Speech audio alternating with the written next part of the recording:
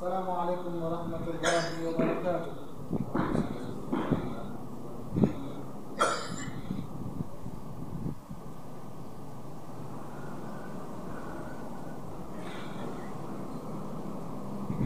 الله أكبر الله أكبر الله أكبر الله أكبر. أشهد أن لا إله إلا الله. أشهد أن لا إله إلا الله. أشهد أن محمدا رسول الله. أشهد أن محمدا رسول الله حي على الصلاة حي على الصلاة حي على الفلاح حي على الفلاح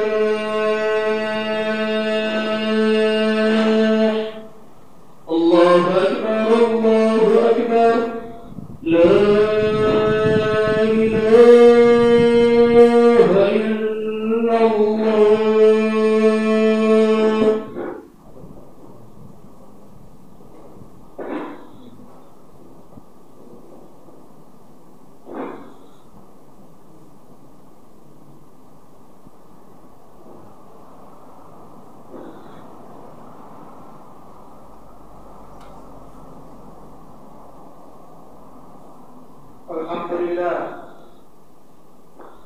الحمد لله الذي له الحمد كله وله الملك كله وبيده الخير كله وإليه يرجع الأمر كله وسع كل شيء علما ورحمة وأشهد أن لا إله إلا الله وحده لا شريك له وأشهد أن سيدنا وحبيبنا وعظيمنا محمدا صلى الله عليه وآله وأصحابه ومتبعهم بإحسان إلى يوم الدين أما بعد يا عباد الله أوصيكم ونفسي أولا بتقوى الله تعالى وطاعته وقد فاز المتقون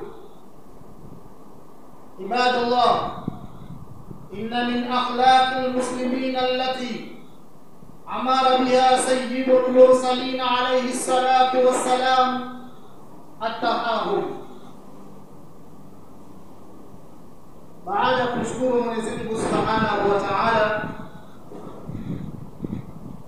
na kumtakia rehema na amani Bwana Mtume Muhammad sallallahu alayhi wa alihi wasallam. Maashara al-muslimin,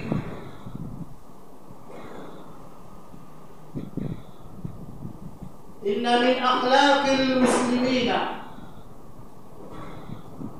miongoni mwa tabia za Kiislamu ambazo Muislamu yatakiwa awe ni mwenye kuzitamba na tabia hizo, allati amara biha sayyidul mursalin, ambazo tabia hizo zimeamrishwa na bwana wa mitume Bwana Muhammad alayhi salatu wassalam. Ni tabia gani hiyo ambayo imeamrishwa na bwana mtume Muhammad sallallahu alayhi wasallam, ambayo ndio akhlaq aliyokuwa nayo bwana mtume Muhammad sallallahu alayhi wasallam? Ni tabia at-tarahum, tabia ya kuhurumiana au tabia ya kusikitikiana. Maudhui yetu ya leo au khutba yetu ya leo tunazungumzia kuhusu at-tarahum baina al-muslimin,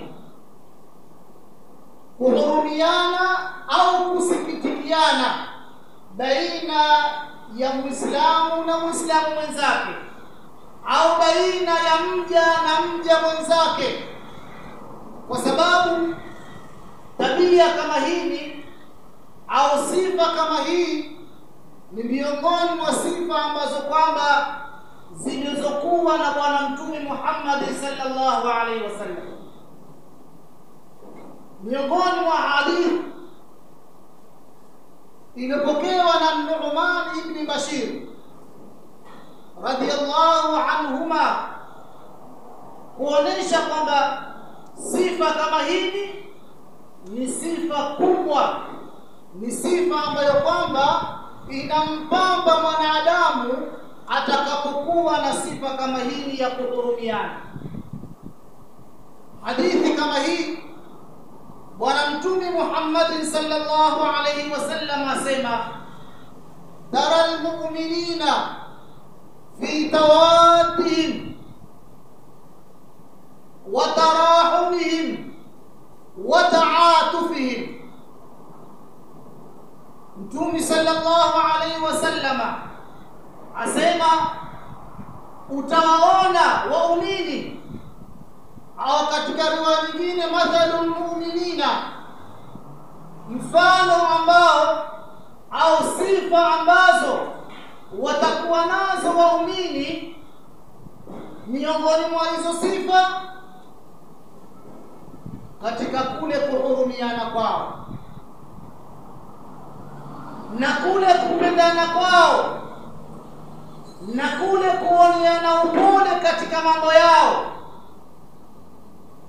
Mfano wake Mtume sallallahu alaihi wasallam asema, kamathalil jasad, ni mfano wa kiwiliwili, idashtaka udhun tadaa lahu sa'iru jasad bisahari wal ghum.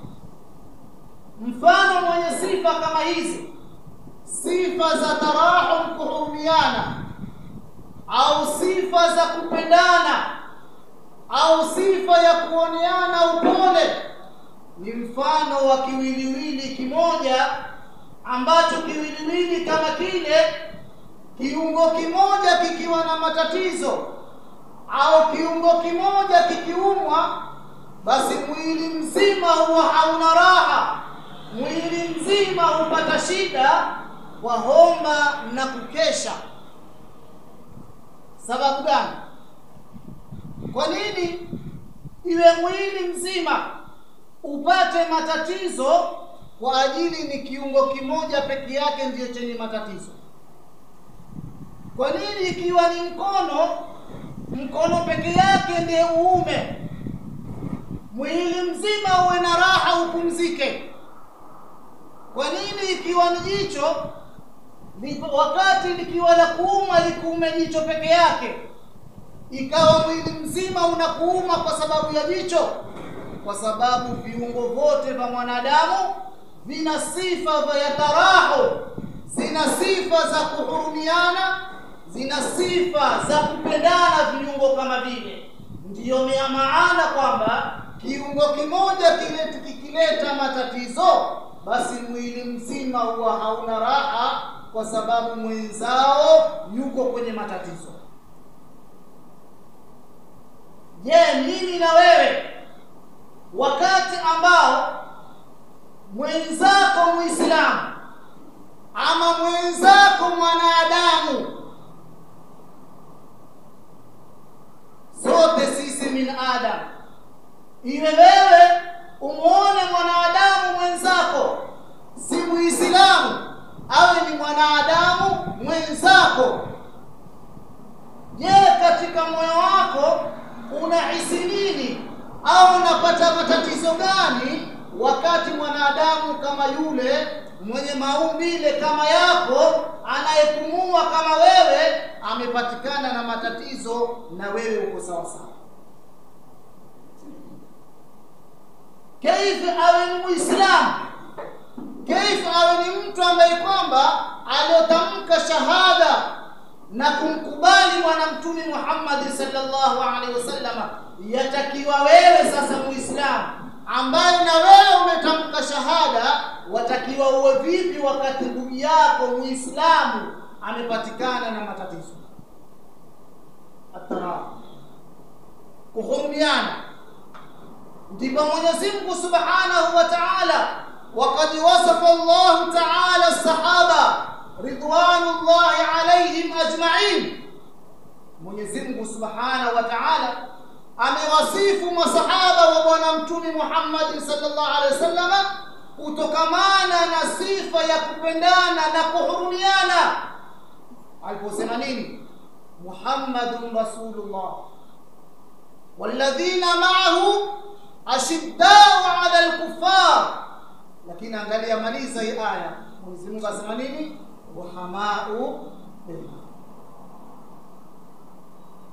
Mwenyezi Mungu Subhanahu wa Ta'ala amewasifu masahaba, Muhammadun Rasulullah, Muhammad ni mjumbe wa Mwenyezi Mungu Subhanahu wa Ta'ala, walladhina ma'ahu, na wale ambao kwamba wako pamoja na bwana mtume Muhammad sallallahu alaihi wasallam, ashiddau 'ala al-kuffar, ni wakali wakati wakipambana na makafiri, wale ambao wenye kupinga Uislamu na kumpinga mtume, lakini ruhamau bainahum, wao kwa wao wanasikitikiana, wanahurumiana masahaba wao kwa wao wakikutana. Angalia sifa iliyokuwa kubwa. Na kwa nini sifa kama hii wasisifie masahaba ridwanullahi ta'ala alayhi majma'in? Kwa sababu ndiyo sifa aliyokuwa nayo bwana mtume Muhammad sallallahu alaihi wasallam, ndiyo sifa ambayo aliyepangwa mtume sallallahu alaihi wasallam awe na huruma kwa wanadamu. Ndipo Mwenyezi Mungu Subhanahu wa Ta'ala aliposema, wama arsalnaka illa rahmatan lil alamin. Mwenyezi Mungu Subhanahu wa Ta'ala anamsifu mtume sallallahu alaihi wa alihi wasallama, amwambia wama arsalnaka, sikukutuma illa rahmatan lil alamin, isipokuwa ni huruma, ni sikitiko kwa ulimwengu mzima. Ulimwengu mzima, lau si sikitiko la mtume sallallahu alaihi wasallama, ungekuwa hali nyingine. Soma Uislamu au soma tarehe kabla ya kuja mtume sallallahu alaihi wasallama, ulimwengu ulikuwa hali gani? Walimwengu walikuwa walipeleka vipi? Lakini alipokuja mtume sallallahu alaihi wasallama, ile ruhuma yake na sifa yake aliyokuwa nayo ya huruma ikaenea ulimwengu mzima, si wanadamu peke yake Waislamu, bali mpaka wasiokuwa Waislamu, na si wanadamu peke yao, mpaka hayawani na wanyama na miti na kila kitu. Mtume sallallahu alaihi wasallam alikuwa na huruma.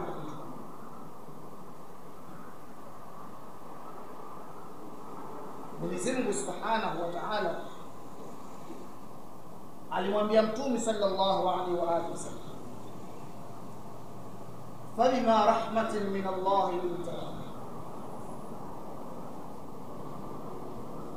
law kunta faddan ghalidha alqalb lamfaddu min hawlik. Mwenyezi Mungu Subhanahu wa Ta'ala amwambia mtume sallallahu alaihi wa alihi wasallam, fabima rahmatin min Allah, miongoni mwa sikitiko lako uliokuwa nalo wewe mtume yatokamana na sikitiko la Mwenyezi Mungu Subhanahu wa Ta'ala. Sifa ya huruma ni sifa ya Mwenyezi Mungu Subhanahu wa Ta'ala. Sifa ya huruma ni sifa aliyokuwa nayo Mwenyezi Mungu Subhanahu wa Ta'ala. Sifa hii akampa bwana mtume Muhammad sallallahu alaihi wa alihi wasallama, naye awe na huruma.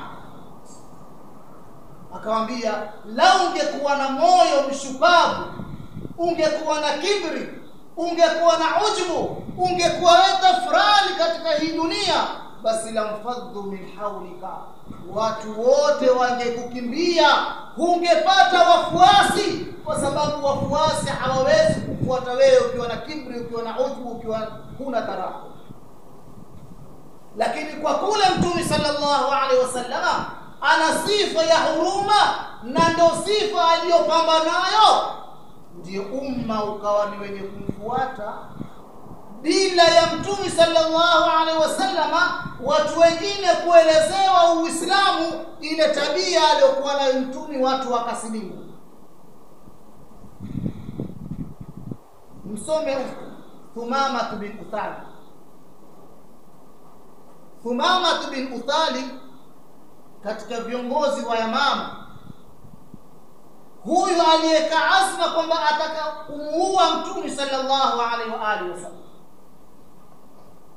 akazuiliwa, lakini akaweka kwamba lazima ni waudhi wale wafuasi wa bwana mtume sallallahu alaihi wasallam.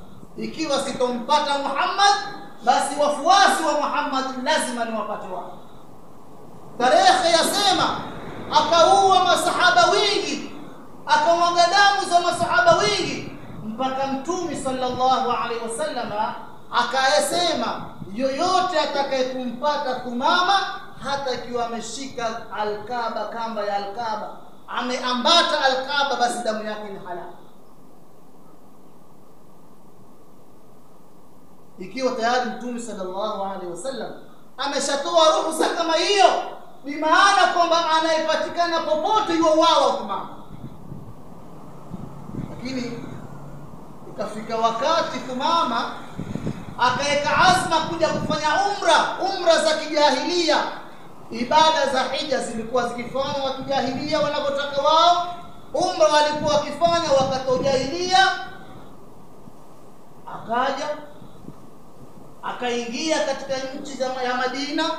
Mtume sallallahu alaihi wasallama ilikuwa ameweka maskari zake kulinda mji wa Madina usiingiliwe na watu wabaya. Thumama kama huyu wa masahaba wakamshika, wakampeleka paka ndani ya msikiti wa Mtume sallallahu alaihi wasallama, wakamfunga katika kiguzo cha msikiti. Mtume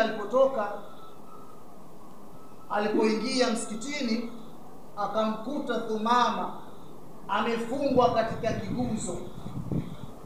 Akawauliza masahaba zake, mwamjua huyu bwana? Masahaba wengine akasema, ya Rasulullah, hatumjui, tumemwona huko sisi tukamshika. Mtume amwambia, huyu ndio Thumama, huyu ndio Sayyid, ndio bwana huko katika Yamama, hebu mlegezeni kamba zake. Si pale pale ilikuwa Mtume sallallahu alaihi wasallam muweni huyu.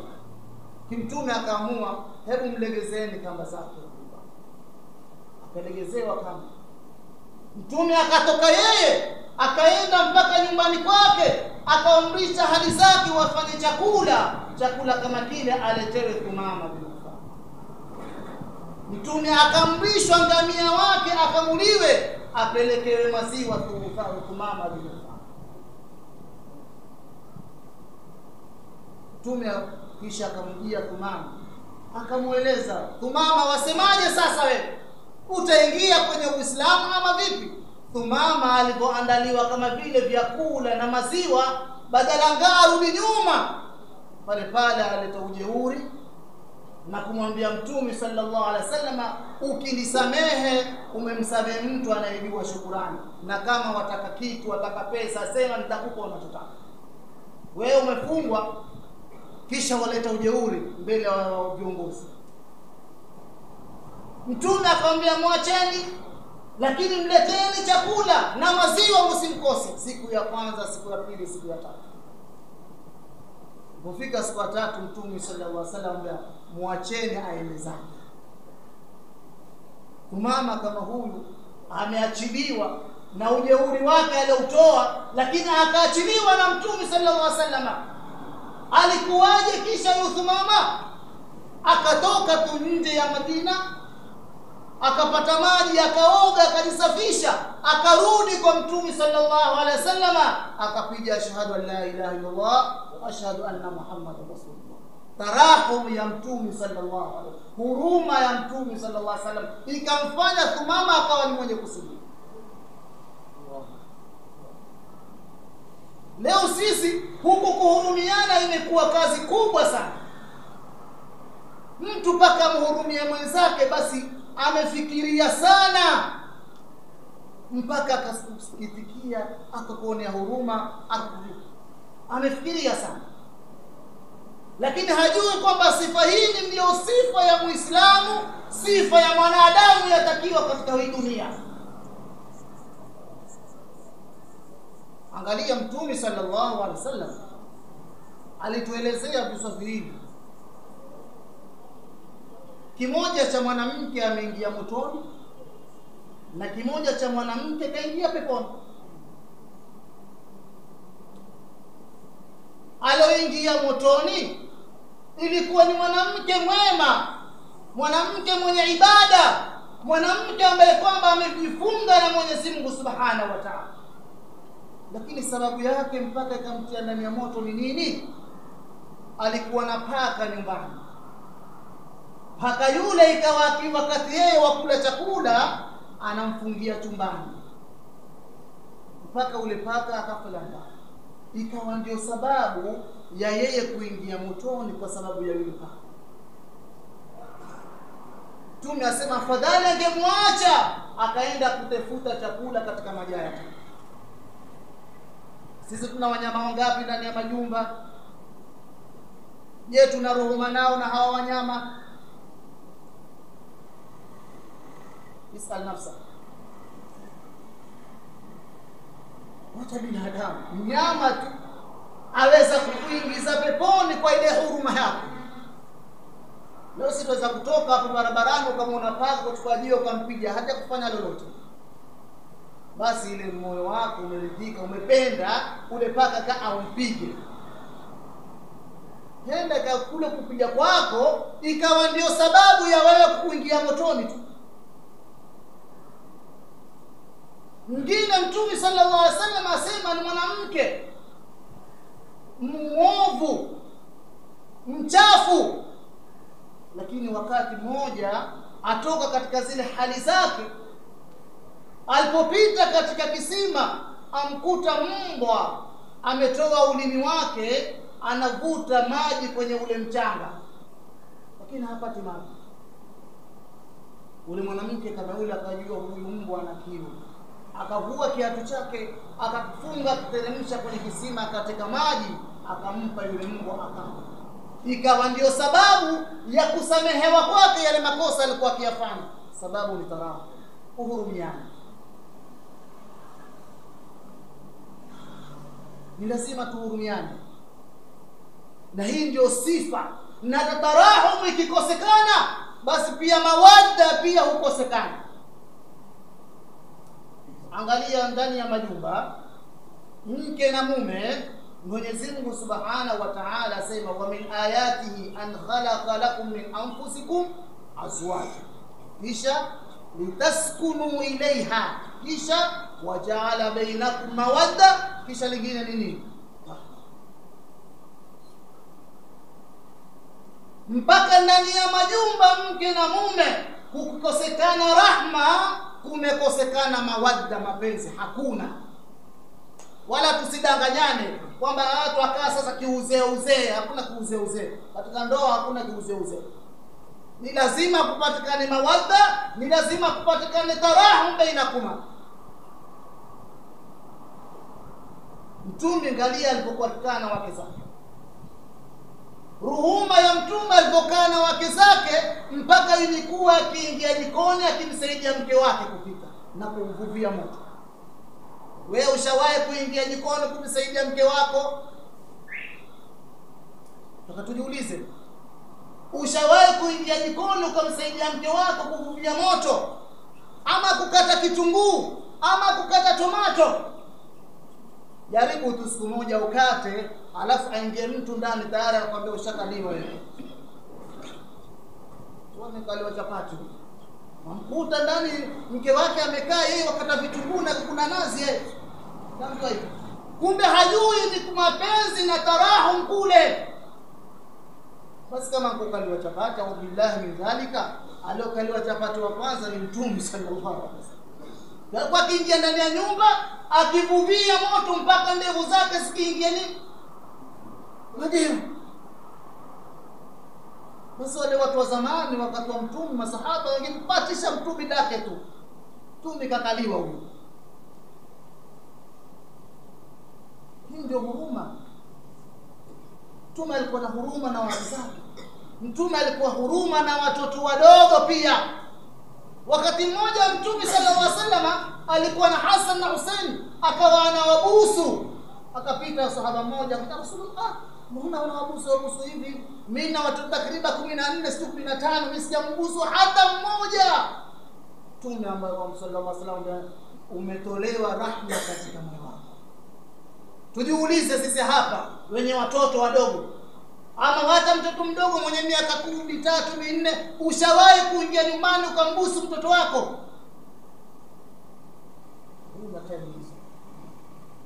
umechoka, ukija walala, ukija asubuhi watoto wakuti, ni hivyo tena hivyo tu. Umekosekana mawadda na tarahu. Ruhma katika Uislamu ni mada kubwa sana, na lazima sisi tulipambe na huruma, kwa sababu kipenzi chetu Muhammad sallallahu alaihi wasallam ndiyo mwenye huruma.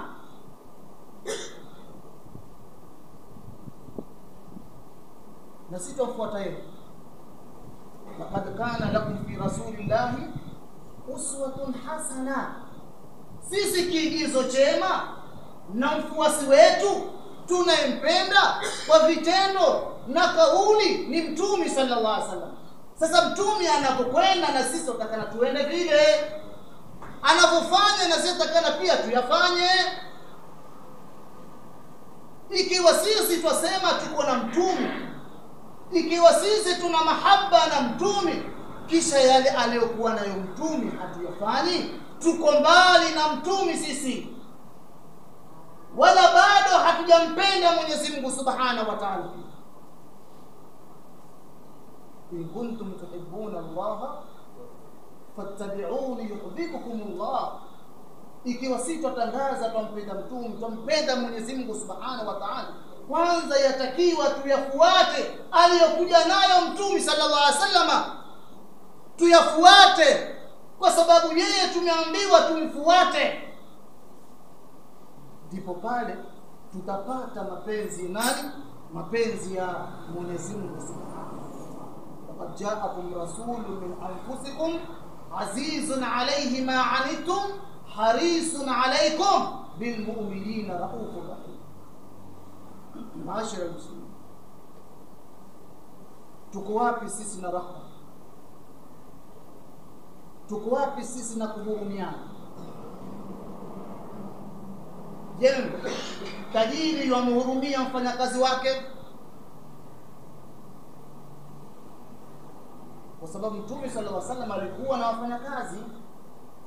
Mmoja ni Anas asema miaka 10 nilimtumikia Mtume sallallahu alaihi wasallam, wala hakunikemea, hakunitukana. Je, sisi wafanyakazi wetu tunaokaa nao, twakaa nao vipi sisi?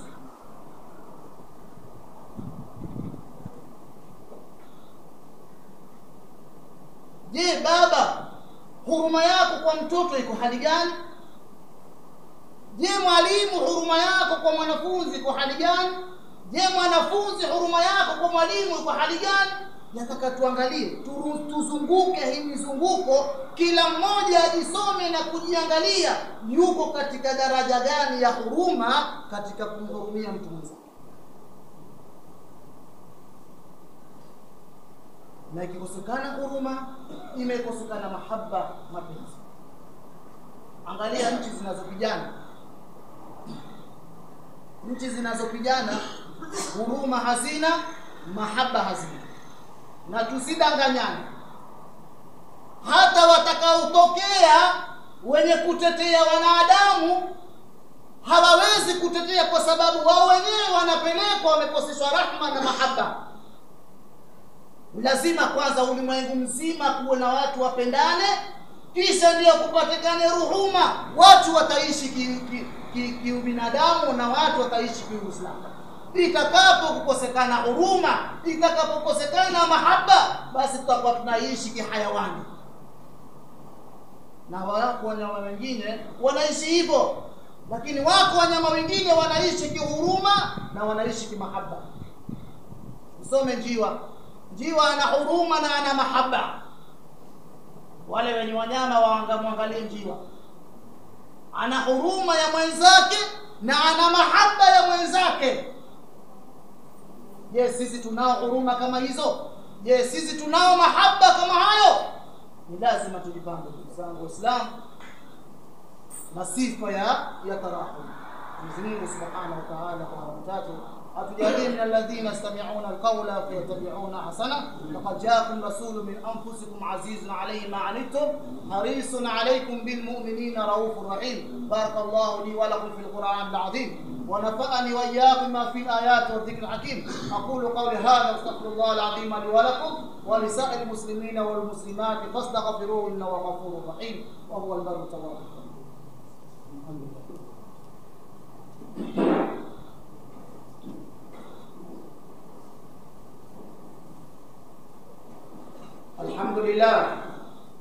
الحمد لله حمدا كثيرا كما أمر، وأشهد أن لا إله إلا الله وحده لا شريك له إرغاما لمن جحد به وكفر، وأشهد أن سيدنا محمدا عبده ورسوله سيد الخلائق والبشر.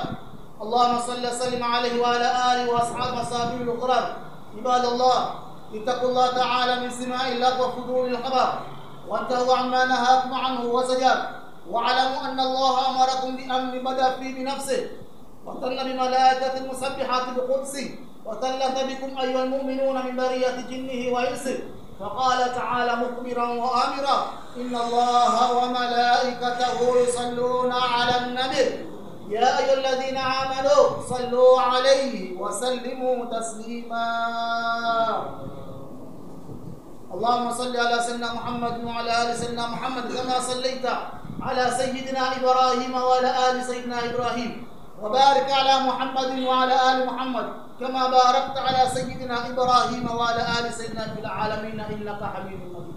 وارض اللهم عن أصحاب رسول الله خصوصا منهم أبي بكر الصديق وأمير المؤمنين سيدنا عمر بن الخطاب، أمير المؤمنين سيدنا عثمان بن عفان، أمير المؤمنين سيدنا علي بن أبي طالب.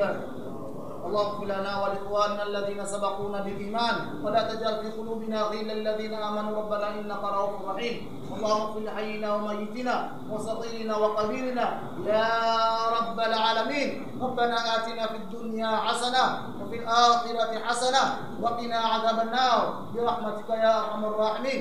عباد الله، اتقوا الله، إن الله يأمر بالعدل والإحسان وإيتاء ذي القربى وينهى عن الفحشاء والمنكر والبغي يعظكم لعلكم تذكرون. اذكروا الله العظيم يذكركم وادعوه يستجب لكم، ولذكر الله تعالى أكبر والله يعلم ما تصنعون.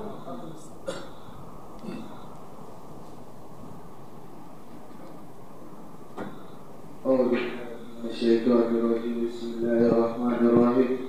اللهم صل على سيدنا محمد وعلى آل سيدنا محمد، ورضي الله تعالى